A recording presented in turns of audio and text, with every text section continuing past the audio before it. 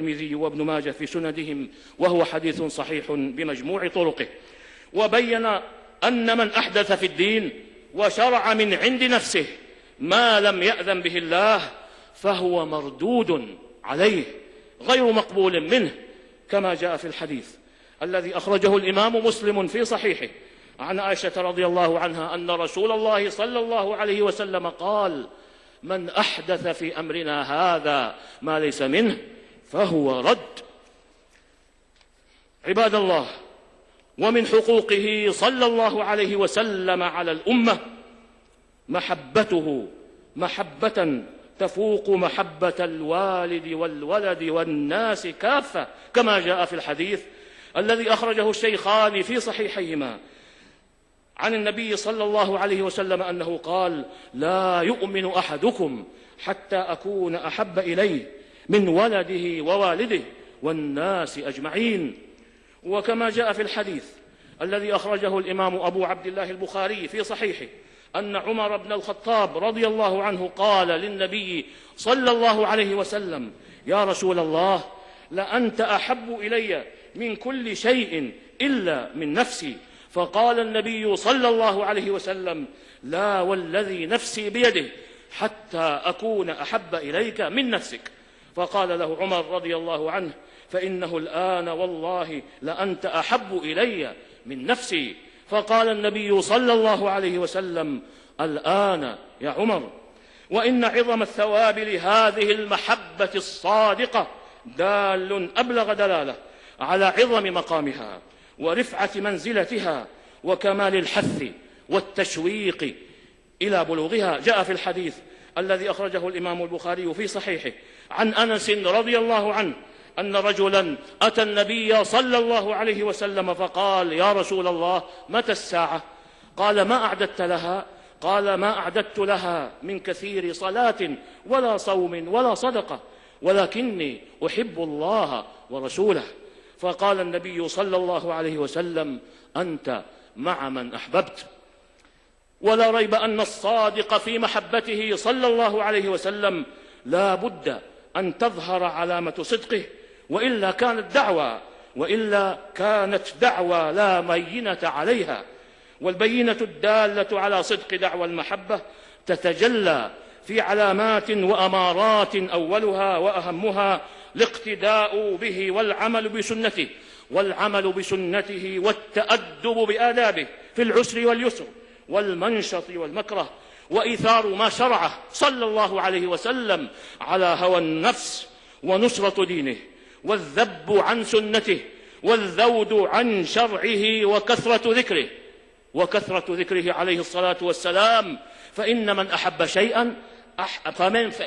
أحب شيئا أكثر من ذكره، وكثرة الشوق إلى لقائه عليه الصلاة والسلام كما يحب المحب لقاء حبيبه والاجتماع به.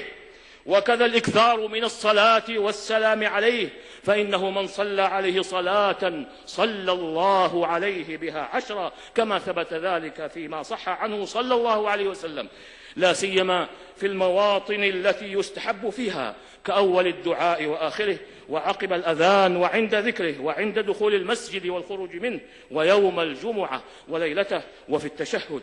ومن علامات محبته أيضا تعظيمه وتوقيره عند ذكره صلوات الله وسلامه عليه، وعند قراءة حديثه، والتسلي عن المصائب والتعزي عنها بالمصاب بفقده.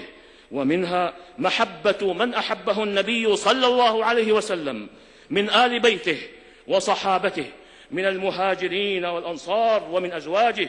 ولذا كان الصحابة يحبون ما أحب النبي صلى الله عليه وسلم حتى من المباحات، كما في الصحيحين من حديث أنس رضي الله عنه أنه رأى النبي صلى الله عليه وسلم يتتبع الدباء من حوالي القصعة.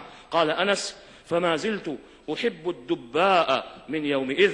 وكان ابن عمر رضي الله عنهما يلبس النعال السبتية ويصبغ بالصفرة لأن النبي صلى الله عليه وسلم كان يفعل ذلك.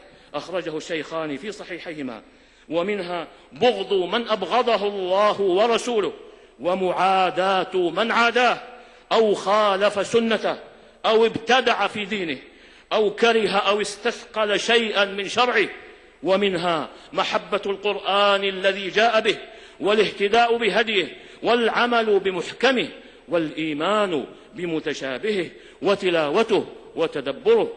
ومنها الشفقة على أمته صلوات الله وسلامه عليه، والرحمة بهم، والنصح لهم، والسعي في كل ما يصلحهم ويدفع المضار عنهم، تأسيا به عليه الصلاة والسلام الذي كان رؤوفا رحيما بهم، كما قال عز وجل: لقد جاءكم رسول من أنفسكم عزيز عليه ما عنتم حريص عليكم بالمؤمنين رؤوف رحيم. نفعني الله وإياكم بهدي كتابه وبسنة نبيه صلى الله عليه وسلم. أقول قولي هذا وأستغفر الله العظيم الجليل لي ولكم ولكافة المسلمين من كل ذنب، إنه هو الغفور الرحيم.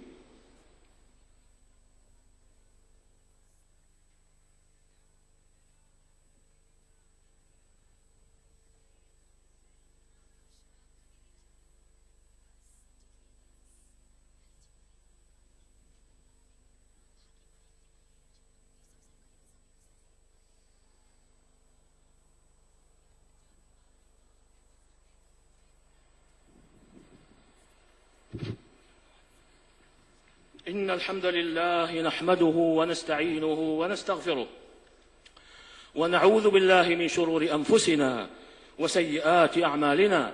من يهده الله فلا مضل له، ومن يضلل فلا هادي له.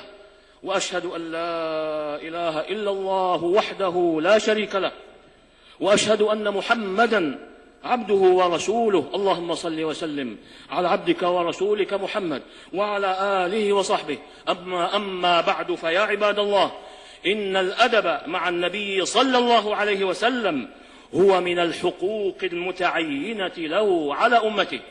ومن الأدب معه ألا يتقدم بين يديه صلى الله عليه وسلم بأمر ولا نهي ولا إذن ولا تصرف حتى يأمر هو وينهى ويأذن، كما قال سبحانه: يا أيها الذين آمنوا لا تقدموا بين يدي الله ورسوله واتقوا الله إن الله سميع عليم. يا أيها الذين آمنوا لا تقدموا بين يدي الله ورسوله واتقوا الله إن الله سميع عليم. وهو أمر رباني باق حكمه إلى يوم القيامة، لم ينسخه شيء. ولذا كان التقدم بين يدي سنته بعد وفاته عليه الصلاة والسلام مثل التقدم بين يديه في حياته صلى الله عليه وسلم. ومنه ألا ترفع الأصوات فوق صوته صلى الله عليه وسلم، لأنه سبب لحبوط الأعمال. فما الظن، كما قال ابن القيم رحمه الله، فما الظن برفع الآراء ونتائج الأفكار على سنته وما جاء به.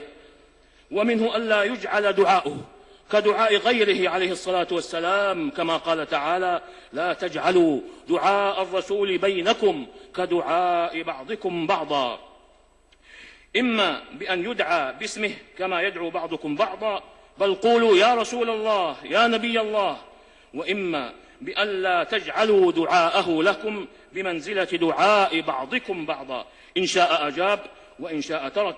بل إذا دعا صلى الله عليه وسلم لم يكن لأحد بد من إجابته، ولا يسع التخلف عنها. ومن الأدب معه أيضا أن المؤمنين إذا كانوا على أمر جامع من خطبة أو جهاد أو رباط لم يجز لأحد أن يذهب في حاجة له حتى يستأذنه، كما قال سبحانه: إنما المؤمنون الذين آمنوا بالله ورسوله وإذا كانوا معه على أمر جامع لم يذهبوا حتى يستأذنوه. ومنه ألا يستشكل قوله صلوات الله وسلامه عليه لآراء غيره كائنا من كانوا، بل تستشكل الآراء لقوله صلوات الله وسلامه عليه. ولا تعارض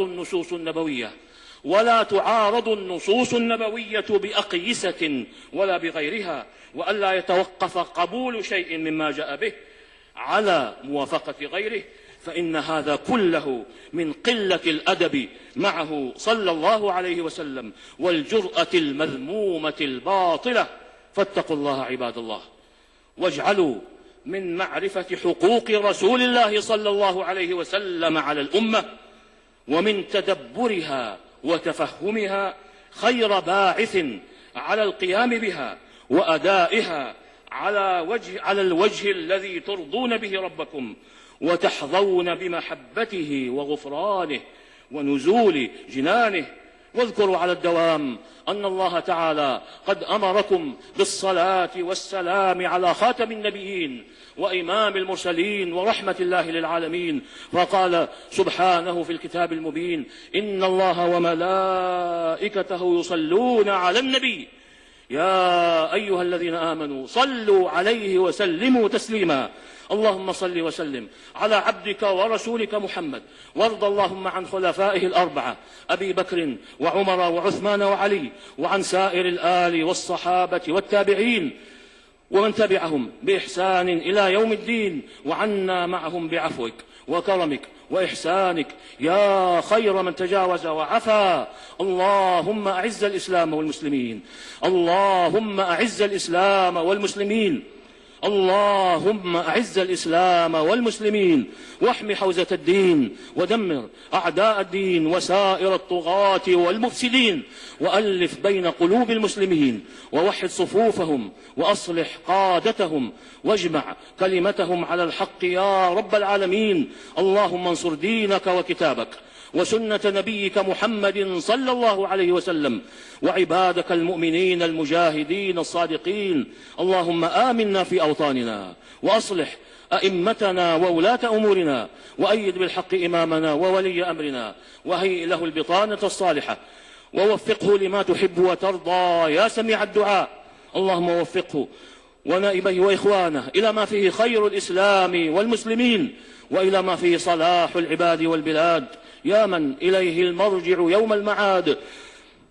اللهم أحسن عاقبتنا في الأمور كلها، وأجرنا من خزي الدنيا وعذاب الآخرة. اللهم أصلح لنا ديننا الذي هو عصمة أمرنا، وأصلح لنا دنيانا التي فيها معاشنا، وأصلح لنا آخرتنا التي فيها معادنا، واجعل الحياة زيادة لنا في كل خير، والموت راحة لنا من كل شر. اللهم إنا نسألك فعل الخيرات وترك المنكرات وحب المساكين، وأن تغفر لنا وترحمنا، وإذا أردت بقوم فتنة فاقبضنا إليك غير مفتونين. اللهم اكفنا أعداءك وأعداءنا بما شئت، اللهم اكفنا أعداءك وأعداءنا بما شئت، اللهم اكفنا أعداءك وأعداءنا بما شئت. اللهم إنا نجعلك في نحور أعدائك وأعدائنا ونعوذ بك من شرورهم. اللهم إنا نجعلك في نحورهم ونعوذ بك من شرورهم. اللهم آت نفوسنا وتقواها وزكها أنت خير من زكاها، أنت وليها ومولاها. اللهم احفظ دماء المسلمين في كل مكان، اللهم احقن دماءهم، اللهم احقن دماءهم في جميع ديارهم، وألف وأصلح ذات بينهم، وألف بينهم يا رب العالمين، وقهم نزغات الشياطين. اللهم قهم شرور أنفسهم وشر كل ذي شر يا رب العالمين. اللهم احفظ المسلمين في كل ديارهم، اللهم احقن دماءهم، اللهم أصلح ذات بينهم يا رب العالمين. اللهم اشف مرضانا وارحم موتانا، وبلغنا فيما يرضيك آمالنا، واختم بالباقيات الصالحات أعمالنا. ربنا ظلمنا أنفسنا وإن لم تغفر لنا وترحمنا لنكونن من الخاسرين. ربنا آتنا في الدنيا حسنة وفي الآخرة حسنة وقنا عذاب النار. وصل اللهم وسلم على عبدك ورسولك نبينا محمد وعلى آله وصحبه أجمعين، والحمد لله رب العالمين. الله أكبر، الله أكبر، أشهد أن لا إله إلا الله، أشهد أن محمدا رسول الله. حي على الصلاة، حي على الفلاح، قد قامت الصلاة، قد قامت الصلاة. الله أكبر الله أكبر لا إله إلا الله.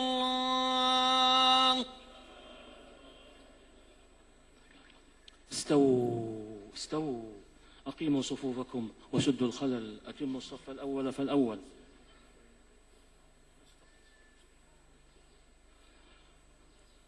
الله أكبر الله أكبر.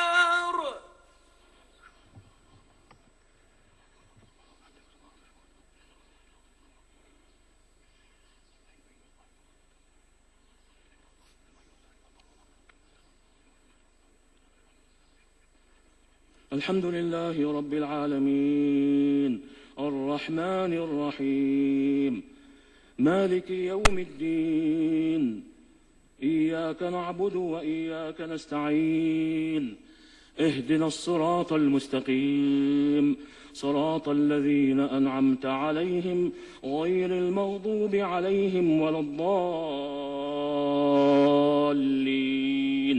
آمين.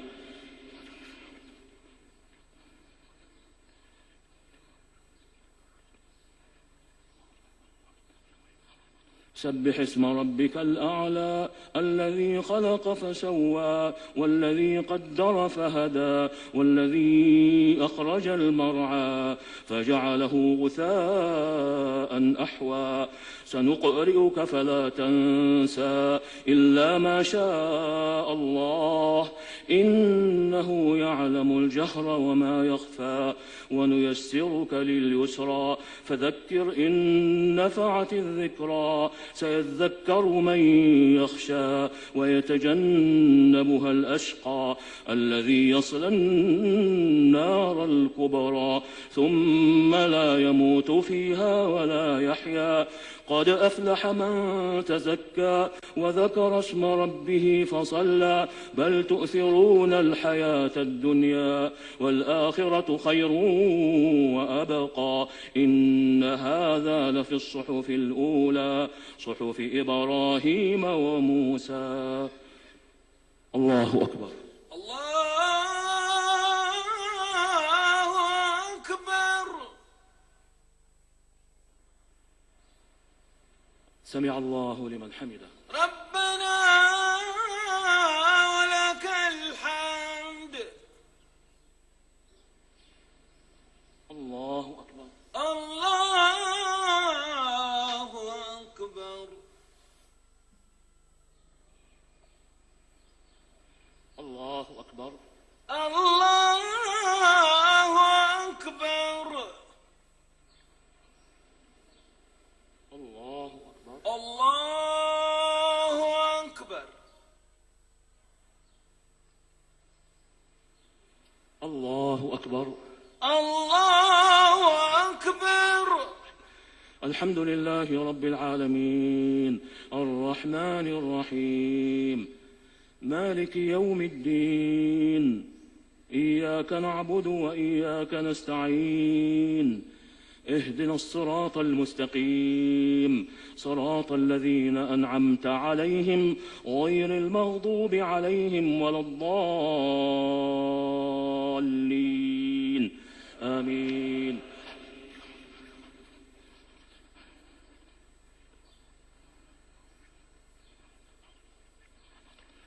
هل أتاك حديث الغاشية وجوه يومئذ خاشعة عاملة ناصبة تصلى نارا حامية تسقى من عين آنية ليس لهم طعام إلا من ضريع لا يسمن ولا يغني من جوع وجوه يومئذ ناعمة لسعيها راضية في جنة عالية لا تسمع فيها لاغية فيها عين جارية فيها سرر مرفوعة وأكواب موضوعة ونمارق مصفوفة وزرابي مبثوثة أفلا ينظرون إلى الإبل كيف خلقت وإلى السماء كيف رفعت وإلى الجبال كيف نصبت وإلى الأرض كيف سطحت فذكر إنما أنت مذكر لست عليهم بمسيطر إلا من تولى وكفر فيعذبه الله العذاب الأكبر إن إلينا إيابهم ثم إن علينا حسابهم. الله أكبر. الله أكبر. سمع الله لمن حمده. ربنا ولك الحمد. الله أكبر. الله أكبر. الله أكبر. الله أكبر. الله أكبر.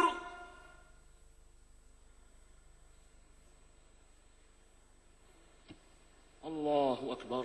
الله أكبر.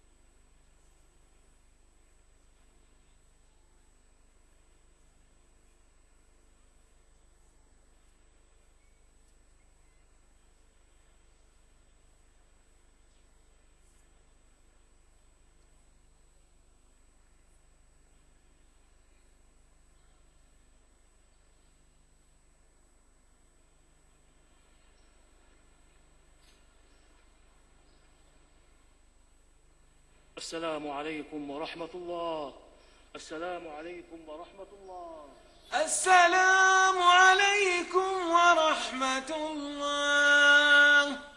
السلام عليكم ورحمة الله.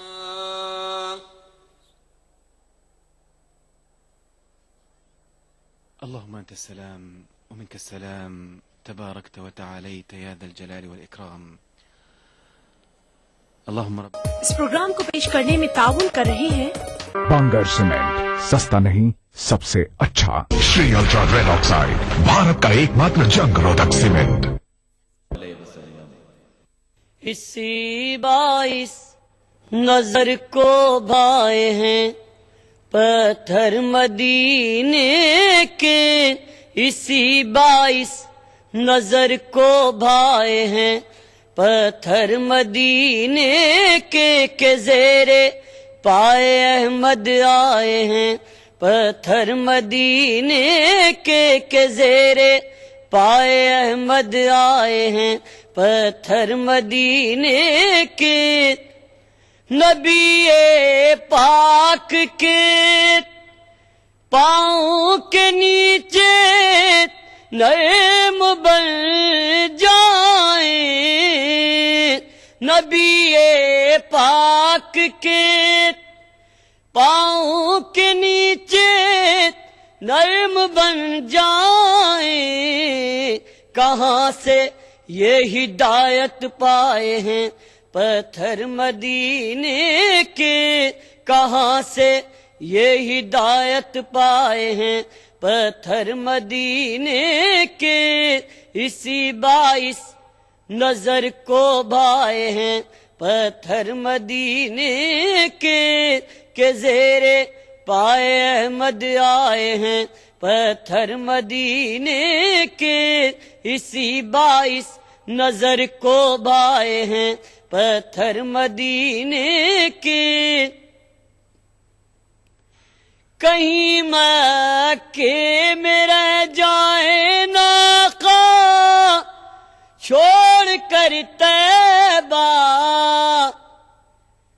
کہیں مکے میں رہ جائے ناقا چھوڑ کر طیبہ، فتح مکے کے دن گھبرائے ہیں پتھر مدینے کے، فتح مکے کے دن گھبرائے ہیں پتھر مدینے کے، اسی باعث نظر کو بھائے ہیں پتھر مدینے کے زیر پائے احمد آئے ہیں پتھر مدینے کے۔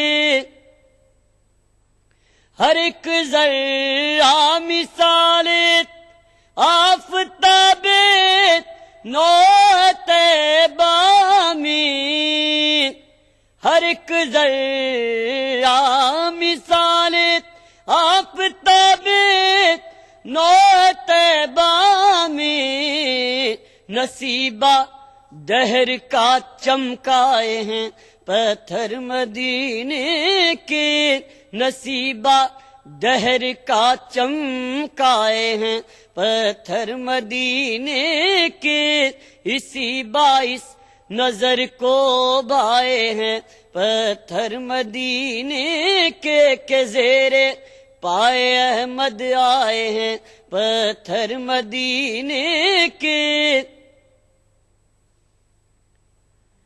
کہیں مکے میں رہ جائیں ناقا چھوڑ کر طیبہ، فتح مکے کے دن گھبرائے ہیں پتھر مدینے کے، اسی باعث نظر کو بھائے ہیں پتھر مدینے کے زیر پائے احمد آئے ہیں پتھر مدینے کے۔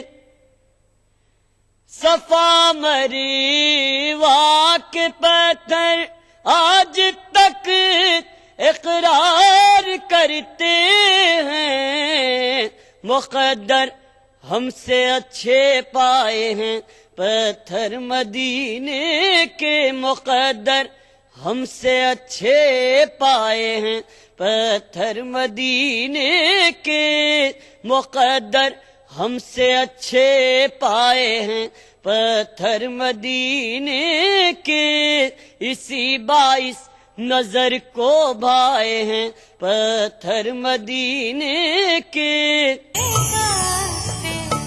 کرم کیجئے سرکار مدینہ۔